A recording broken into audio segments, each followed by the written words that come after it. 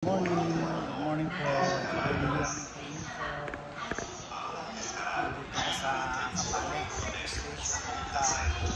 Nag-aabang ako ng train, waiting for the train. Galing po ako ng Saitama. Transfer naman ako.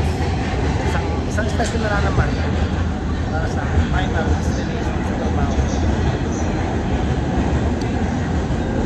Talagang na ako makapasin ko dito sa Japan. Yung may mga tao dito, mga tahimik, wala kang makikita ng salita, pero may mga hawak sila mga cellphone. Busy sila sa mga cellphone, pero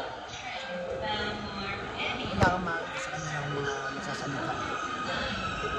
At yun ang nagustuhan ko dahil wala silang pakialam, wala silang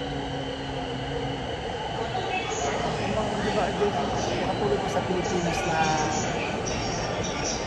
kung ano yung nakikita sa mga paligid. Dito, karamihan ng mga tao dito, wala silang isa may mga sarili silang mundo. Sarili silang mundo na wala silang nasa kasahan, di ba? Tama lang. Ayan ang simpleng buhay dito sa Japan, kaya nagustuhan ko ito. Dahil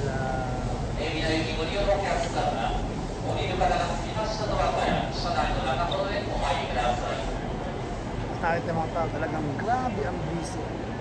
At yung mga tren dito, punuan. Pero nakikita mo, smooth ang galawan. Hindi sila naguunahan. Kasi nakagagoon yung disiplina. Kahit doon sa mga tren, nakakita sa tren sa kasi hindi ko pwedeng itutok yung camera sa kanila, bawal yun. Kita mo mga tren dito, punuan. Pero, hindi mo nakakasakay na. Kasi nga, marami rito, maraming tren, maraming every 3 minutes, dumadaan ang tren. Yan ang nagustuhan ko dito. Talaga namang grabe. Sana, kailan kaya magkaroon ng ganito sa Pilipinas? Kailan kaya maayos yung takbo ng gobyerno sa Pilipinas, diba? Paano? Kami trend na rin. Puno yan, puno. Pero yung paano, sino ko lang sa inyo at sa mga malaki estasyon po ito po Kabane.